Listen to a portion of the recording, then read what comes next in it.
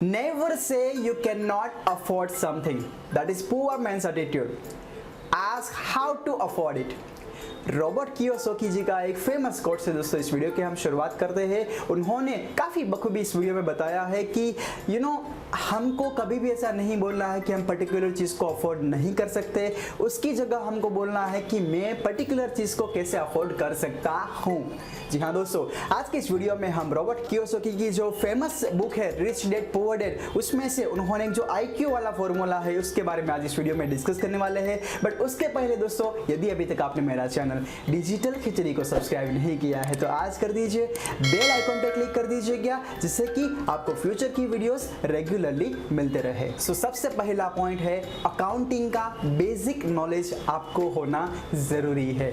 जी हाँ, यानी कि इकोनॉमिक लिटरेसी आपके पास होनी ज़रूरी है। यदि आपके पास इकोनॉमिक लिटरेसी हुई तो आप पैसे को अच्छी तरह से कमा सकते हो, उसको मैनेज कर सकते हो। और साथ में पैसे कमा के फिर क्या होता है कि यदि आपके पास इकोनॉमिक लिटरेसी नहीं हुई तो जो आपने महल खड़ा किया हुआ है पैसे से, वो टूटने में भी देर नहीं लगती। यानी कि अकाउंटिंग की भाषा में दोस्तों देखने जाए तो आपको क्रेडिट और अपोजिट का जो फॉर्मूला है वो आपको काफ़ी अच्छी तरह से मालूम होना चाहिए। उधार जमा का जो चीज़ होता है वो आपको समझ में आना चाहिए। कोई भी कंपनी होती है, कोई भी बुक्स होती है, उनको आप यदि रीड कर पाते हो कि भाई उसकी उधार और जमा कैसे है तो उस चीज़ की, उस कंपनी की आप वैल्यूएशन अच्छी तरह से निकाल सकते हो। सो दोस्तों ध्यान रखिए, पहला पॉइंट है हमारा कि अकाउंटिंग का बेसिक नॉलेज होना आपके पास काफ़ी ज़रूरी है। सेकंड टॉपिक है इन्वेस्टमेंट स्किल। जी हाँ, आपको इन्वेस्टमेंट कहाँ पे करना है उसका भी आपको नॉलेज होना काफ़ी ज़रूरी है।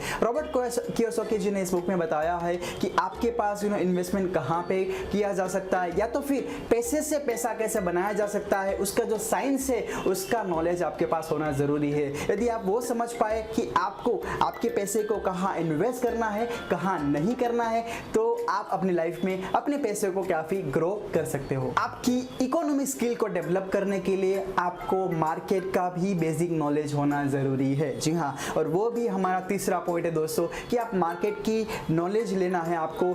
डिमांड और सप्लाई का जो रूल होता है वो यहाँ पे अप्लाई होता है। मार्केट में किस चीज़ की डिमांड ज़्यादा है और उनकी सप्लाई कम है, मार्केट के ऊपर पूरा वीडियोस मैंने ऑलरेडी बनाया हुआ है। आई बटन पे मैं उसका वीडियो जो लिंक है वो मैं रख देता हूँ यहाँ पे। बट जैसे कि मैंने आपको बताया था, उस वीडियो में मैंने डिस्कस किया था कि जिस चीज़ की डिमांड ज़्यादा हुई और उसकी सप्लाई कम हुई, यानी कि पर्टिकुलर चीज़ की जो प्राइस होगी वो ज़्यादा होगी, और सप्लाई ज़्यादा हुई और डिमांड कम हुई यानी कि पर्टिकुलर चीज़ की प्राइस जो होगी वो कम होगी। तो उसी तरह से दोस्तों आपको डिमांड और सप्लाई का जो रूल होता है मार्केट में वो भी आपको काफ़ी अच्छी तरह से पता होना चाहिए। जैसे कि एक सिंपल एग्जांपल से इसको समझते हैं। जैसे समझ लीजिए आजकल लोग इलेक्ट्रिकल व्हीकल्स काफ़ी चला रहे हैं, राइट। तो व्हीकल्स में जो स्पेयर पार्ट्स यूज होते हैं, जैसे उनकी मेन बैटरीज होती है, और बैटरीज आजकल लिथियम बैटरीज है, और लिथियम से भी एडवांस में मैंने आजकल एक पढ़ा है कि एल्यूमिनियम की जो बैटरी होती है वो आजकल आ रही है। यानी कि आपको पैसा लगाना है, आपको इन्वेस्ट करना है, तो आप लिथियम बैटरीज जो मैन्युफैक्चर कंपनीज करती है या तो एल्यूमिनियम बैटरीज जो बनाती है, ऐसी कंपनीज में यदि आप अपना पैसा इन्वेस्ट करेंगे तो कहीं ना कहीं आपको बेनिफिट मिलेगा। क्यों? क्योंकि आगे जाके वही कंपनी सारी जो है वो ग्रो करने वाली है। तो दोस्तों उस तरह से दोस्तों आपको देखना है कि किस चीज़ की डिमांड ज़्यादा है, उसकी सप्लाई कैसी है, वो मार्केट का बेसिक नॉलेज आपके पास होना काफ़ी ज़रूरी होता है। नंबर 4 पे हम डिस्कस करेंगे लॉ, LAW। लॉ की आपको समझ होनी चाहिए, कायदा की समझ होनी चाहिए। जी हाँ, सबसे पहले हमने समझा कि अकाउंटिंग का बेसिक नॉलेज होना ज़रूरी है आपके पास। आपको इन्वेस्टमेंट कहाँ करना चाहिए, रोकान कहाँ करना चाहिए, वो हमने सीखा।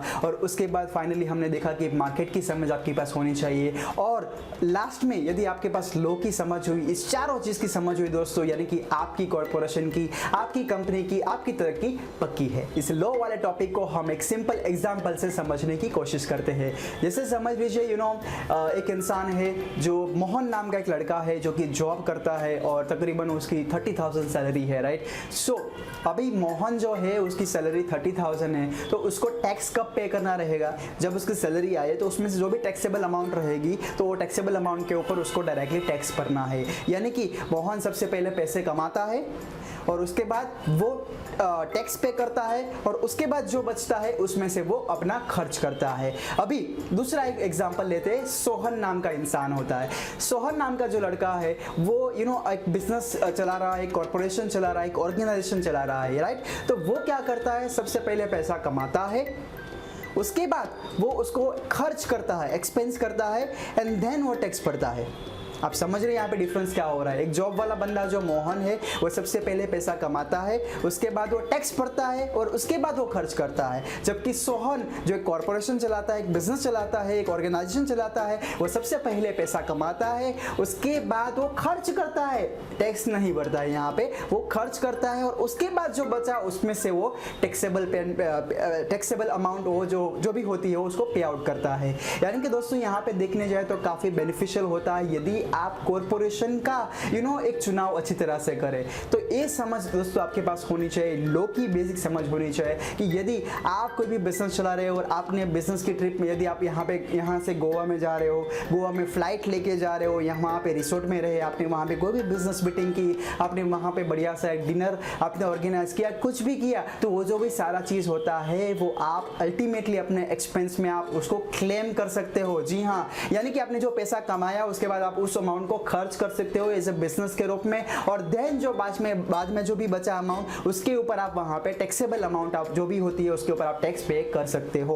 तो उस हिसाब से दोस्तों यहाँ पे कम टैक्स भरने का एक बढ़िया सा तरीका यहाँ पे इस बुक में काफ़ी अच्छी तरह से यहाँ पे बताया गया है। तो दोस्तों लो की आपको समझ होनी काफ़ी ज़रूरी है कि कहाँ पे कौन सा टैक्स आप कैसे बचा सकते हो, लीगली आप कैसे टैक्स बचा सकते हो, वो काफ़ी इस बुक में अच्छी तरह से बताया गया है। यदि आप कॉर्पोरेशन बनाते हो तो बाय लो आपकी ऑर्गेनाइजेशन यदि आपने बनाई तो वहाँ पे कई सारे बेनिफिट्स होते हैं, जैसे आप वहाँ पे कई बार कंपनी रिस्पॉन्सिबल होती है, आप इंडिविजुअल जो आपकी एसेट्स होती है या किसी के नाम की एसेट्स होती है वो वहाँ पे सुरक्षित रहती है। तो दोस्तों ऐसे कई सारे हिडन फैक्ट्स बेनिफिट्स यहाँ पे बाय लो आप देख सकते हो और आपको मिल सकते हैं। यानी कि दोस्तों आज इस वीडियो में हमने डिस्कस किए 4 पॉइंट्स, IQ के 4 पॉइंट्स रॉबर्ट कियोसाकी ने जो बताए हैं। नंबर 1 पे हमने डिस्कस किया अकाउंटिंग का बेसिक नॉलेज आपको होना ज़रूरी है। दूसरा हमने बताया इन्वेस्टमेंट कहाँ पे करना है उसकी आपको नॉलेज होनी ज़रूरी है। थर्ड पॉइंट पे हमने डिस्कस किया मार्केट की डिमांड और सप्लाई का जो रूल है वो हमने समझा, उसकी समझ आपको होनी ज़रूरी है।